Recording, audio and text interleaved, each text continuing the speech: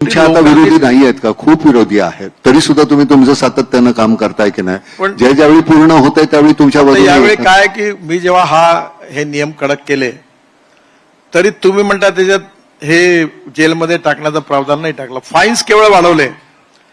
तरी देखील पार्टी जसं दक्षिणेतल्या एडीएमके, डीएमके, तृणमूल काँग्रेस यांनी मला स्पष्ट सांगितलं आम्ही तुमच्या बिलाला सपोर्ट करणार नाही. त्यावेळी राज्यसभेमध्ये आमचं बहुमत नव्हतं आणि मग मी प्रत्येकाशी बोलून त्यांच्या वेगळ्या मिटिंगा घेऊन त्यांना समजावून सांगून मग पार्लमेंटमध्ये बिल पास केलं. असले तर एखाद दोन मंडळी तुमच्याच पक्षातले तुमच्या विरुद्ध असतील तर मला माहिती नाही, पण विरोधी पक्ष हा कायम तुमच्या बाजूने आहे. त्यामुळे तुम्ही म्हणता ही गोष्ट, त्यामुळे माझ्यामुळे फायदा झाला. नाही ते रोड सेफ्टी बिल जे होतं मोटर व्हेकल ऍक्ट, हे मी प्रत्येकाला कन्व्हिन्स करून 1 वर्ष त्यात गेलं, नाही तर हे पासच नसतं झालं. तुमच्याशी संवाद होऊ शकतो गडकरी साहेब, बाकीच्यांशी होऊ शकत नाही. मी आडमुठेपणा केला तर माझ्याशी कोण बोलणार? मी म्हणेन तेच खरं म्हटल्यानंतर कसं चालेल? तुम्ही ज्या पद्धतीनं, सरतेशेवटी तुम्ही कुठल्या पक्षाचे काय आहात, माझ्या दृष्टीनं लोकांसाठी ही कामं व्हायला पाहिजेत, हा तुमचा जो हेतू आहे तो शेवटी फलद्रूप होतोच ना. सरतेशेवटी तीही विरोधी पक्षातली सुद्धा माणसं आहेत की नाही. नाटकाच्या वेळी काय व्हायचं, एका गावाला नाटक केल्यानंतर आम्ही दुसऱ्या गावात जायचो, रात्री निघायचं आणि मग दुसऱ्या गावाला गेलं की तिथे राहायचं. तर त्यावेळी आमचा पुण्या आणि मुंबईतलं किंवा नाशिकमधलं, पण जास्त करून पुणे मुंबई, तोच हे आला की आमचा क्लीनर आहे तो असा एवढा असा ठोकळा असायचा लाकडाचा, तो घेऊन रस्त्याने धावत असायचा. कारण कुठे गाडी पटकन गचकन हे होईल की पटकन त्या टायर खाली मध्ये लावाय, कारण कधी पटकन मागे गेली की. त्यामुळे आम्ही नटमंडळी सुद्धा खूपसे रात्रीचे झोपायचो नाही. बाबा गेलं तर आमची एक तर मंडळी आमची झाली, तुमची मंतरलेली चैत्रवेलच्या वेळी जो झाला होता ऍक्सिडेंट, त्या भक्ती बर्वेंचा झाला, भक्तीचा झाला तर, पण ती आमची गाडीच जळली होती. तर त्याच्यामध्ये आमचा जयराम हार्डीकर आणि ह्या गेल्या होत्या, शांता जोग गेल्या होत्या.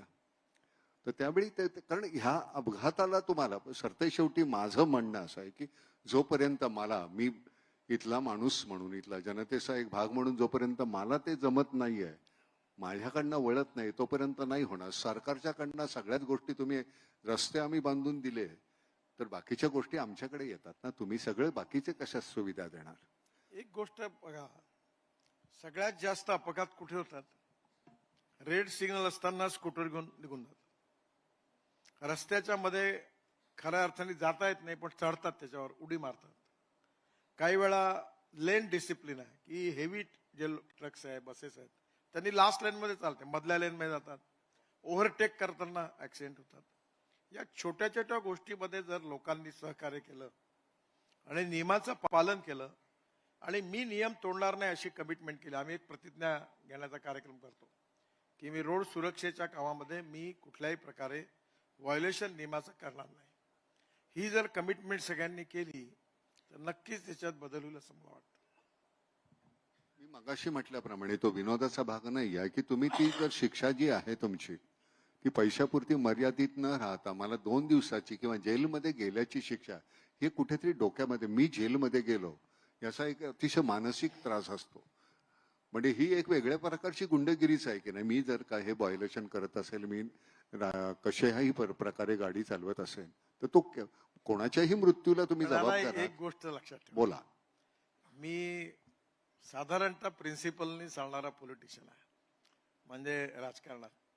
पण मी माझी खुर्ची एवढी खाली नाही करू शकत की लोक माझ्या विरुद्ध उलटतील. सहकार्य करतात त्यांना मी समजावून सांगितलं की ऍक्सिडेंट किती जास्त आहेत आणि यामध्ये लोकांना आपण जर असंच चालवलं तर किती तरुण लोक मारतात. आणि ज्यांच्या घरचा जातो, काय आहे की ही गोष्ट खरी आहे की चांगलं काम करणाऱ्या माणसाला सन्मान मिळाला पाहिजे आणि वाईट काम करणाऱ्या माणसाला शिक्षा झाली पाहिजे. तर तुमच्या बाबतीत असं आहे की तुमचे विरोधी पक्ष हा सगळा तुमच्या बाजूने असतो.